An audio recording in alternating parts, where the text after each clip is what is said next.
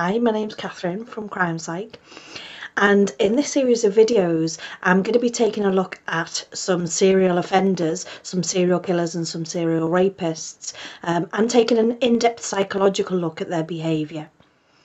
As a criminal psychologist, I know that crimes such as these are thankfully quite rare, but there's always a lot of interest in them because they are quite rare, and there is some value to examining them and trying to understand what led these people to behave in such ways. And today's video we're going to be taking a look at Fred West. Fred West killed at least 12 women between 1967 and 1987. All of Fred West's crimes are quite well documented. There's quite a lot of information out there on each of his victims and about the actions that he carried out. But as I've found, it's quite difficult to get all of the information in one place, and that's probably for quite a good reason. These are some of the most horrific crimes which have been committed within my lifetime, certainly. Many of his murders had a sexual element. He raped and abused many of his victims, as well as some of his children. As well as murder, Fred West carried out a number of sexual assaults and rape, some of which were against his own children. Now, what causes people to behave in such violent and horrific ways? Well, there's several different theories on what makes people behave so violently, and they come under three umbrellas, and that's the biological explanation, the psychological explanation, and the sociological explanation. And the biological theories of why people behave so violently is that there are different areas of the brain which function in different ways. So some sections might be slightly overactive or underactive. There may even be some form of brain damage. Whenever we get brain damage in the front of our brains, here in our frontal lobe, that part of the brain controls our social aspect, how we interact socially, and so that can have an impact on violent behaviours. Some of the psychological explanations for crime can include having a mental health disorder, such as schizophrenia, and some have suggested that being a psychopath might influence somebody to be violent. And other theories have suggested much more social reasons for becoming violent, so that in, say for instance, built-up areas there are more instances of violent crime. We model ourselves on who we're around the most, and we adapt and copy that type of behaviour. So if we're around positive people all the time, we're all nice and friendly with each other, then that's the type of behaviour that we copy. So we act out what we see on a day-to-day basis. And when we take a look at Fred West's crimes, we can begin to unravel some of the psychological reasons and possibly biological reasons why he behaves so violently with very many of his victims. Fred was born into quite a strict family life. His father was a disciplinarian. His mother was described as being overly possessive. He was described as being quite socially inept. He relied on his siblings for social interactions. The family itself were quite a closed family unit. Fred was one of 6 surviving children, and they kept very much a closed family unit.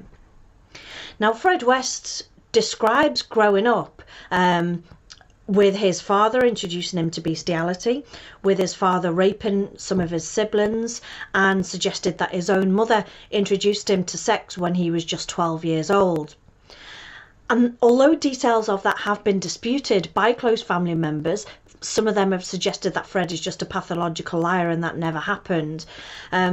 But we can begin to understand that at least if Fred is telling that story to the world, he actually believes that these things happen, and that is perhaps some reason, some explanation for his violent tendencies. We often learn from those who are closest to us.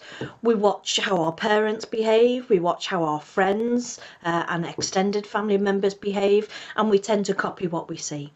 And that can happen for both positive and negative type behaviours. So if we're brought up to do chores, to do homework on time, to respect others, to listen to others, then we tend to copy those types of behaviours. But it can also extend to the negative behaviours such as domestic abuse or rape or threats or violence or theft or any other criminal activity come to that. We tend to copy what we see on a day-to-day basis. And so this modelling, this is what Fred has said that he's seen on a day-to-day basis, that his mother took sex from him and his father took sex from his siblings. Fred says that his father raped his siblings with the justification that, well, I made you, therefore I am entitled to take that from you. And this became very much the norm for Fred West.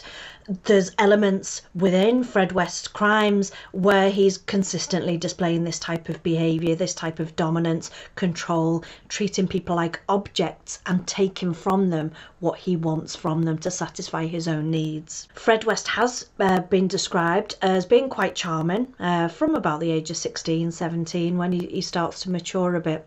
But that charm, that wit was always used to manipulate the opposite sex and to get what he wanted from the opposite sex. It was always about getting them to do something for his pleasure. Fred West had a motorcycle accident when he was 17 years old, and that left him in a coma for a week. He had a metal plate in his head as a result of that, and he had to learn to walk again with braces. It was quite a bad accident, and that could have led to some form of brain damage, which could have significantly contributed to Fred West's social interactions, to the way that he treated other people, the way that he interacted socially. He was always described as being quite aggressive with the opposite sex, and at quite an early age he raped his own sister, who was 13 years of age, and when he was arrested by police for that offence and asked, "Did you rape your sister?" he said, "Yes, but doesn't everybody do that?" So Fred believed that this was some kind of normal behaviour. This was certainly normal within Fred's understanding of what family life was like. You know, he describes that his father had took sexual activity for his own gratification from his sisters. His mother had done it to him, and so he'd just seen that as a normal way of treating the opposite sex. However, his sister refused to testify and the case was dropped. When his physician was testifying in court on Fred's behalf, his physician did say that he was suffering violent epileptic fits and fits of rage, and so there was clearly some type of brain damage left with that, which certainly left Fred with at least fits from that. And so Fred escaped a jail conviction for that, but he was still a convicted child molester and convicted for sexual abuse at such a young age. So his early life was all about habitually taking what he wanted from women. And this is, as I say, this is what he'd learned from his father and from his mother. And when he'd gone on to do it himself, there was no real punishment for that type of behaviour. So that just served, that lack of prison sentence just served to reinforce the behaviours to Fred, that he could do these things and he could quite easily get away with it. And so he did continue to be quite violent and dominant with the opposite sex. And about a year or so after that, he was punched by a lady for groping him outside of a youth club, and he fell off some stairs, fell down some stairs and sustained a further head damage. He was knocked unconscious as a result of that, and that could have led to some further brain damage. He was certainly knocked out from that. And so at the age of 21, he began a relationship with a lady called Rena. Now, he had already had a previous relationship with Rena, but she was too young and moved away by her parents. But when she moved back, they continued that relationship. But when Rena moved back and her and Fred were going to marry, she was already pregnant to a Pakistani man at the time. And Fred and Rena constructed a lie and said that Rena had lost that baby and that they had then adopted a child of mixed race to explain the child's ancestry, and then they brought that child up on their own and they named her Charmaine. Fred and Rena did go on to have another child together. They had another daughter, Anne-Marie, around a year later. And then they hired a nanny to help to look after the two girls. And the nanny's account was that Fred was far from a loving father. He was aggressive, he was abusive, he was dominant. He would lock the children up. He made a makeshift jail out of bunk beds. So between the top and the bottom bunk beds, he installed bars, effectively creating this jail, and the children were let out once he'd gone to work. So he was far from a loving father figure.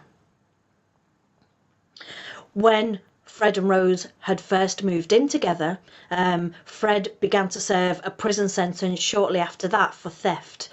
And so we can see that for Fred, breaking the law isn't a big deal. You know, there are still no real consequences to him breaking the law. He simply had Rena to take care of the children while he was in jail, and when he came out again, they started their relationship, and Rena began to work as a prostitute to fund the family needs. The Wests hired a nanny who gave the accounts of the violence and the abuse with regards to the children.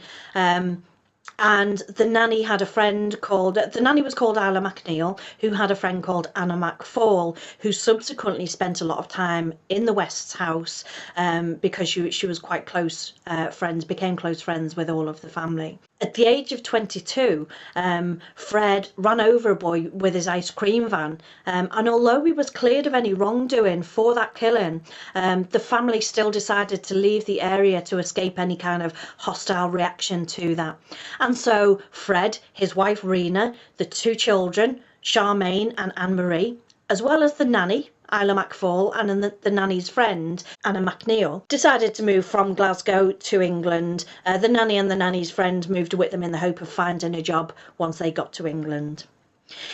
He was dominant and aggressive with all three women. He would give frequent beatings. The children were frequently sexually abused and sexually assaulted. Rena worked as a prostitute to help to support the family, and this just shows that sex to the Wests was not an intimate relationship. It was a commodity to be used, to be sold, to be made money from. Once the relationship began to break down with his wife, and as Fred became more violent, the nanny and Fred's wife moved away. Now, there was an intimate relationship with his wife in subsequent times, but it's reported that Anna MacFall stayed with Fred and they began a relationship. And we know this because when Fred was arrested and held while his crimes were being investigated, he started to record a journal.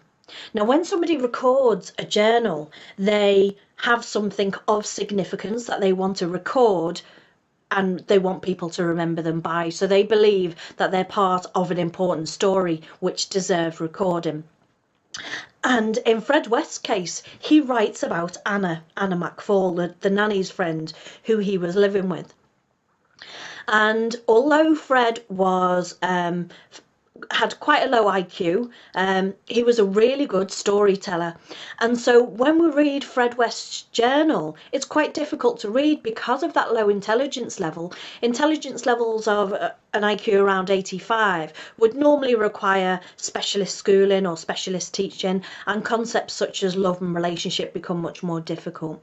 But he did tell a good story, so although this is difficult to read, I'll translate it in the way that Fred would have intended it to come across to the reader. The lack of grammar and punctuation can make it quite difficult. He writes about his love with Anna. He writes, "When Anna came back from Jen's and had told her that she was going to have my baby, my world slowed down, but Anna and I were on cloud 9. She was so happy and joyful. All she did was kept kissing me and saying, 'I love you forever and ever, my darling.' It was the baby. I had to sort it out with Anna. But not now, as Anna's too happy. She was pregnant. I hope not. I had to sort out the marriage. I have to marry Anna. She's my special angel. I got my guitar out and sat on the step of the caravan. Anna sat by me and I sang to her." So that is the way that Fred would have intended the reader to take this. So He writes of his torn feelings between loving Anna and her being his special angel, and being torn, hoping that she's wrong about the baby. He makes passing comment to how he had to sort it out without any expansion on what it might have been. Behind that idyllic picture that Fred West is creating was a lot of violence, was a lot of manipulation, control, abuse, rape. Anna was never reported as missing, but she was found buried in a field nearby where Fred was living. And she was 18 at the time, and she was 8 months pregnant when she'd been killed, and the baby had been cut from her and buried next to her. Fred had given such care and significance to this child that he's seen this child of being worthy of having its own separate burial. And so that's why he would have buried the child separate to Anna, because it held great significance to him. And by painting a picture of this idyllic loving relationship and being so happy that they were on cloud nine, there was a very violent and dark behaviours going on behind that, and very shortly, probably after just that moment. And this is what many people do. Many people on social media these days will portray one face, one front to the world of this idyllic, happy life. People post pictures all the time of a beautiful home with a big house and a lovely car, or really expensive, nice family holidays where everybody's smiling and looking really happy. And when the doors are closed and the cameras are off, there may very well be psychological abuse, violence, rape, dominance, control, coercive behaviour. And so what goes on behind the scene isn't always what's presented in the way that the storyteller, as in the social media person or Fred West creating this journal, to the public. So then Fred went on to marry Rose West. They met when she was just 15 years old. Much to the disgust of Rose's father, he tried to move her away, and she went into a care home when she was 15. But as soon as she come back, her and Fred restarted that relationship. And it was a very toxic relationship from very early on between the pair. People naturally gravitate towards people who they see as similar to themselves. Perhaps Fred seen in Rose some dark side which was similar to the tendencies and the way that Fred would be thinking at that time. But he probably also gravitated towards her because she was so young. It's very easy for younger girls to become infatuated, especially with older men, and then it's easy to get younger girls to take on ideas as their own, to have a certain set of beliefs and a certain set of behaviours that the older person would portray and would model for that younger person. And it isn't clear whether Rose would have gone on to commit the crimes that she did commit with Fred if she hadn't have married him. There's no real evidence for that, but she was certainly involved in his violent, sadistic world. Fred had been in trouble a few times over the years for various thefts, and he had a spell in prison shortly after Rose moved in with him, where he'd stole some tyres and some car tax, and so had to go to prison for that. So it's clear again that Fred doesn't see breaking the law as such a bad thing. It's just a short, inconsequential thing. He had Rose take care of the two daughters of Charmaine and Anne-Marie, and as soon as he was released, they began a happy, idyllic life together again. While Fred was imprisoned, Rose killed his eldest daughter, Charmaine, and buried her remains within the coal shed. And when Fred was released from prison, she'd told Fred what she'd done, and rather than report her to the authorities for that, he decided that there would be a better place to bury her. And so he took her from the coal shed, cut her up and buried her outside of the back door of the family home. So it shows the level of a problem needed to be sorted out. He had very little emotional connection to his daughters, and this was just something that happened that he had to help to sort out. Fred had already killed Anna by them. And so death and handling dead bodies and disposing of them and burying them was not shocking at all to Fred. He had already broken the law several times. He'd already raped his daughters. He'd already raped his sisters. He had already been raped by his mother. And so this familiar pattern of treating people as objects, they weren't people at all, the victims, for Fred West had no real significance.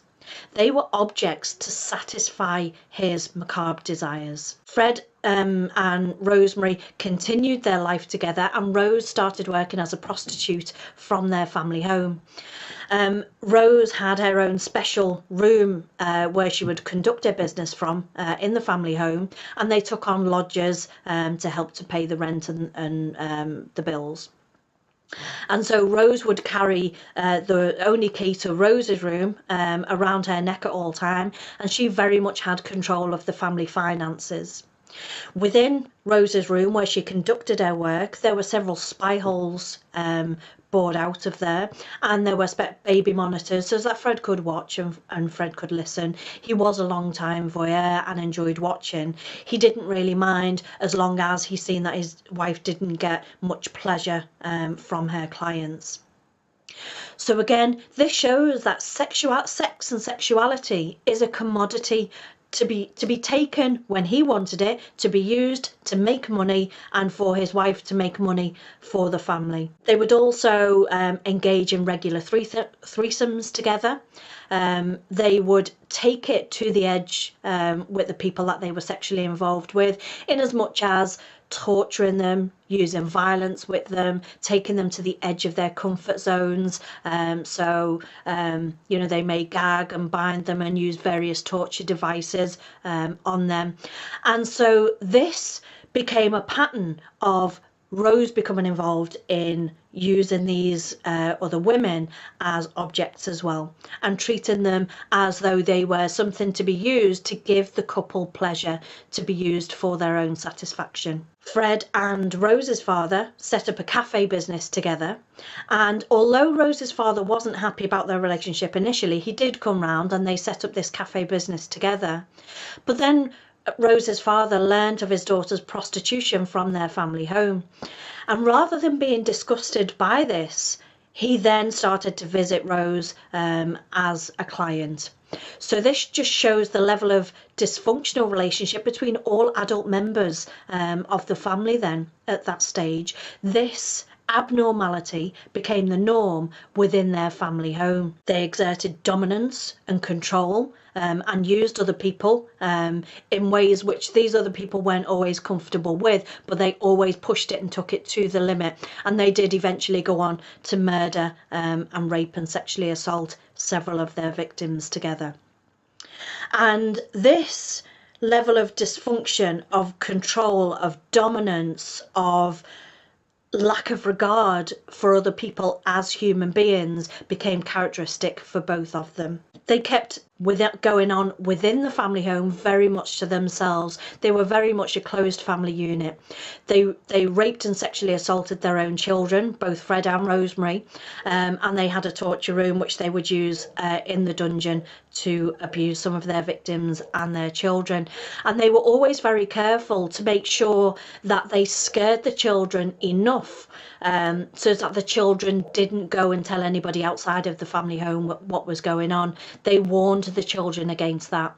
So that shows the level of coldness, their calculated behaviour. They knew what they were doing was wrong. They knew that if other people outside of the family home would learn of their activities, that they would certainly be in trouble. So they chose to manipulate and control the children and encourage them to not discuss things which had gone on within the family home. On one occasion, one of the children even reported to Rose that her father had violently abused her and raped her that day. And Rose's response to that child was to say, well, you must have deserved it then. And so it was very much the norm to have violence, to have control, to be raped and to rape other people within that home. This was a very violent and volatile house to be brought up in. West cut up the body or bodies of many of his victims. And so even after death, he's using a level of dominance and control and manipulation. He's manipulating these bodies by handling them after death. And they're all buried in and within this fortress that he'd created for himself. Once they'd moved out of the caravan and into their family home, the level and number of murders did increase because they had a private space to be able to do that, and they both enjoyed taking part in those types of activities together. They encouraged each other. And I am certain that had they not been caught, there would have been no chance that they would have stopped their offending activities. They would have gone on to kill many, many more times had they not been caught. Even during the police interviews, which were recorded with Fred West once he was arrested and held, Fred details that he couldn't remember many of the victims' names, but he claimed that they talked to him from the spirit world.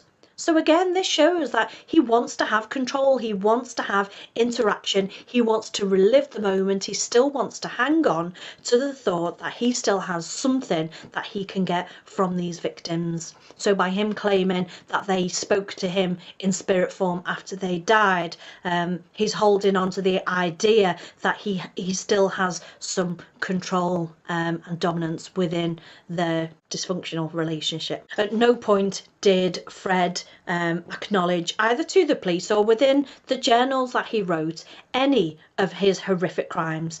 He didn't detail. When he created these journals, he had a chance to justify himself. They obviously both seen themselves as justified in taking what they wanted from their victims. But when Fred created this journal, he never mentioned any of the horrific offences which he'd committed. He spoke of loving relationships, of upset, of turmoil, of problems, of things that need to be sorted out. So he never acknowledged his own wrongdoing.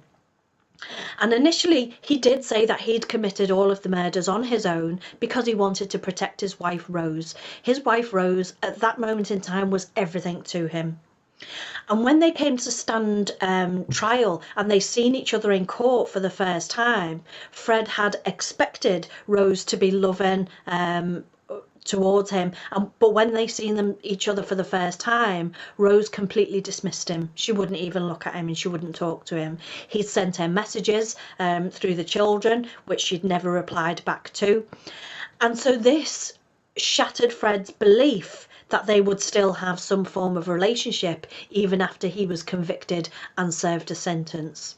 And then Fred West started to change his story and started to say that his wife Rose had committed the majority of the murders together, all except for Anna Marie, which he'd killed some years earlier.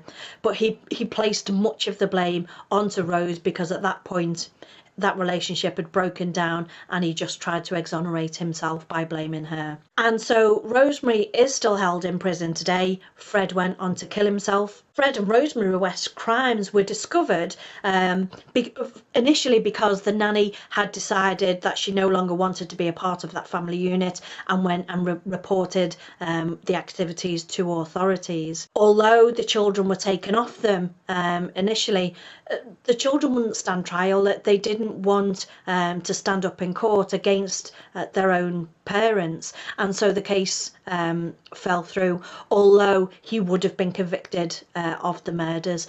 So Fred and Rosemary West lived a violent, manipulative, coercive, controlling relationship where the pair of them were in power and used other people, including their own children, as objects to satisfy their own needs. Although disturbing, I do hope that you've enjoyed the video today and found it interesting and learned something about Fred West's psychology based on his offending actions. If you've enjoyed the video, you can hit like, you can subscribe to this channel. I will be looking at more serial offenders in the weeks to come.